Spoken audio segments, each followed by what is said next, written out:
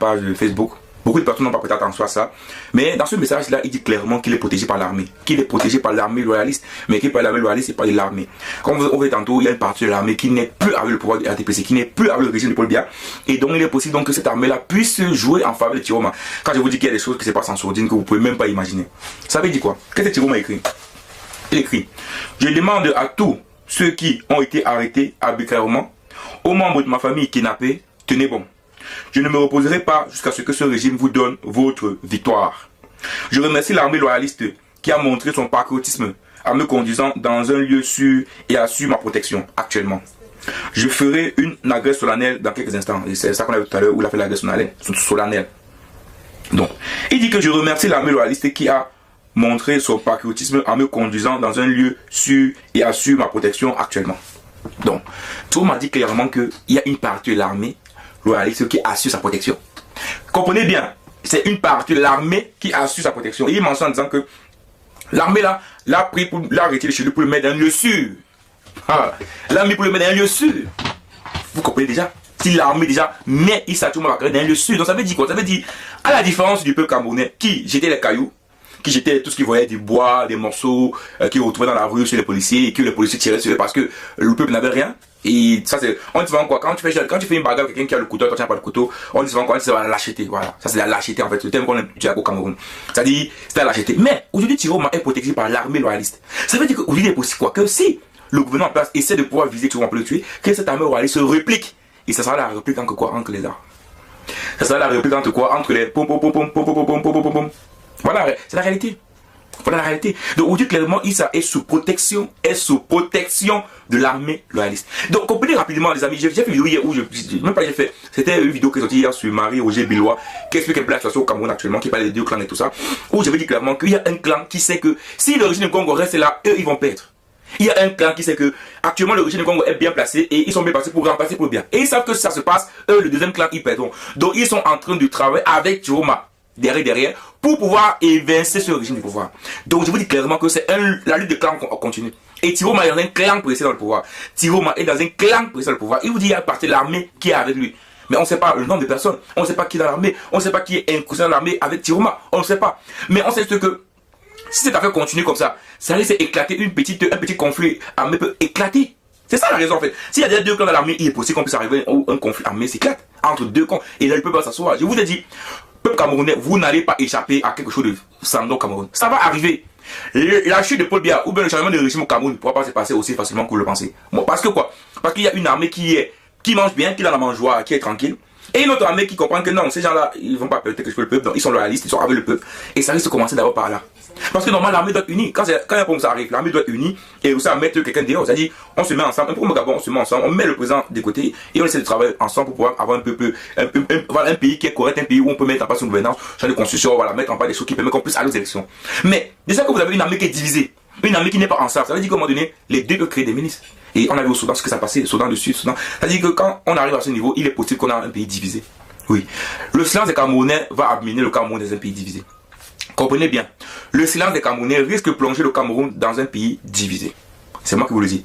Si les Camerounais refusent de faire les villes mortes de lundi à mercredi, si les Camerounais refusent de faire le ghost town, comme les Américains disent, le ghost town, ville fantôme, le lundi à mercredi, pour contester contre cette victoire volée, moi je vous dis, votre paix pour Paya, ça va finir par partir. La paix, vous savez, la paix, il existe que lorsque tout est fait de manière normale, on ne peut pas demander la paix. C'est pas moi qui le dis.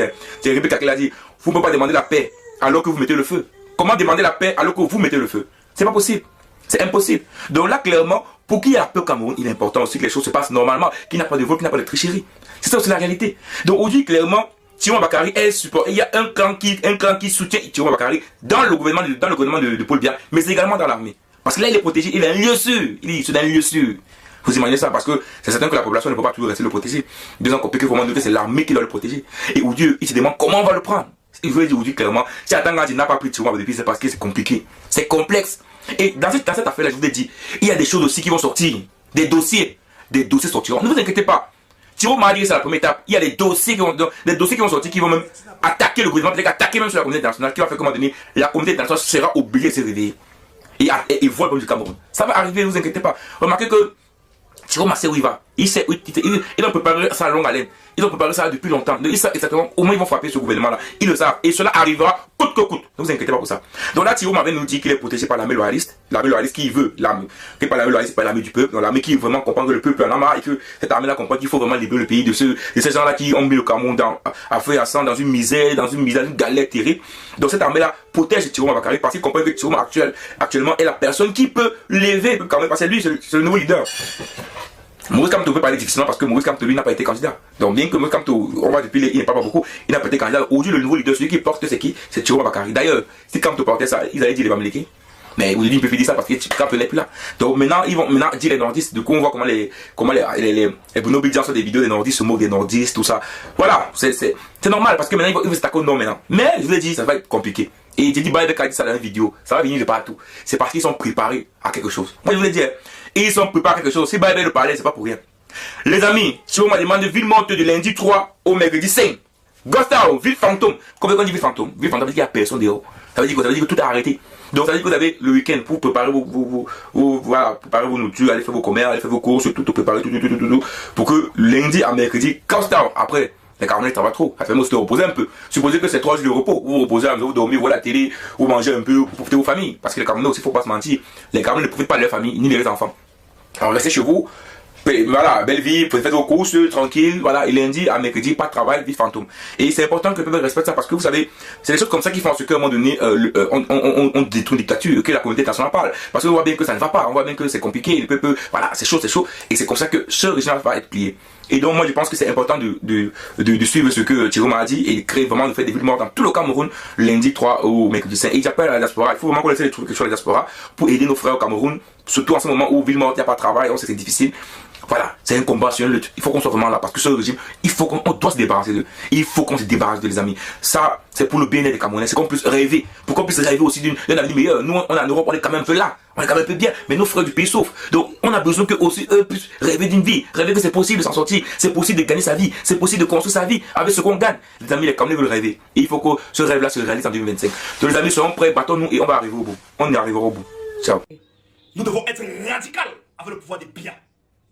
Je suis Abba Lyono. Je suis Anissé Kane. Et je suis tous les Camerounais qui sont tombés dans les rues à cause des biens.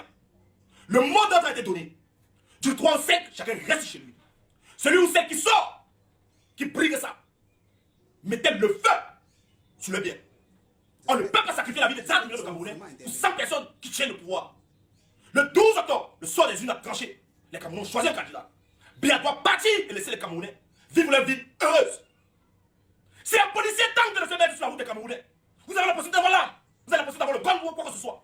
Utilisez ça contre eux.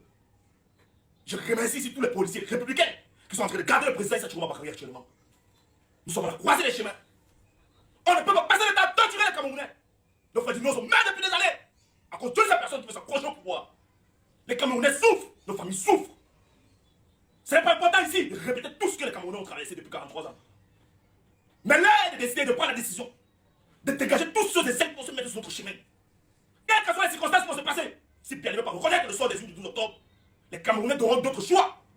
Et moi, le premier, si je suis contacté, de mettre tous ces gens hors état de nuire pour la République de Cameroun. La police, l'armée, le pays, vous devez être républicain. Et vous n'allez pas sacrifier la vie des 30 millions de Camerounais pour une poignée de gens.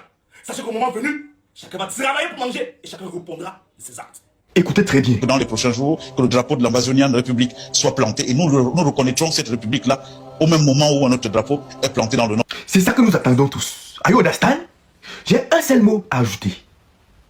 J'ai un seul mot à ajouter pour nous, le peuple du changement. Nous n'avons pas encore commencé. Et quand nous allons commencer, le mot clé, souvenez-vous de nous. Car c'est que le peuple du changement est prêt à sacrifier. Bien. Et sa clip de retour, vous n'avez pas l'idée. Je dis que vous n'avez pas l'idée de ce que le peuple du changement est prêt à sacrifier, est prêt à donner pour que justice soit faite. Vous n'avez pas l'idée. Donc, ce que nous allons vous dire, ce que nous allons vous laisser comme message, c'est souvenez-vous de nous. Parce qu'on sait que devant là, les choses vont tourner au vinaigre. Et il faut ça. Qui veut la paix peut pas la guerre. C'est ça. Breaking news, tu vois, j'ai dit que tout ci, c'est la phase de 3. Lisons ensemble. Je demande à tous ceux qui ont été arrêtés arbitrairement, aux membres de ma famille kidnappée, Tenez bon. Je ne me reposerai pas jusqu'à ce que ce régime vous donne votre victoire. Je remercie l'armée loyaliste qui a montré son patriotisme. Je remercie l'armée loyaliste qui a montré son patriotisme en me conduisant dans un lieu sûr et assure ma protection actuellement. Je ferai une adresse solennelle dans quelques instants. Je vous ai dit dans une analyse, quand j'ai dit le président Chiroma doit prêter serment, vous m'avez pris pour un rigolo. Je vous avais dit ici que Biya est tombé. Il est tombé sur la mauvaise personne. Je vous avais dit que le sang des Camerounais va reposer sur ce monsieur. C'est fini pour le régime de Biya. L'armée, je vous avais dit ici, allez regarder pour ceux qui n'ont pas regardé la vidéo, que beaucoup de militaires m'appellent pour me dire que petit frère, nous sommes tired, nous sommes fatigués. Vous avez vu ce qui s'est passé. Aujourd'hui, l'armée est du côté de Issa Chiroma Bakary. Mon frère, si tu as des bagages au Cameroun, le conseil que tu donnes, c'est porter ça. Si tu peux d'abord même au Gabon, que tu vas te réfugier, réfugie-toi. Ce qui va se passer au Cameroun là, ça sent très très mal. Biya va partir en 2025 si on monte, on descend. C'est moi Lionel qui vous dit. Download the Bitpanda app.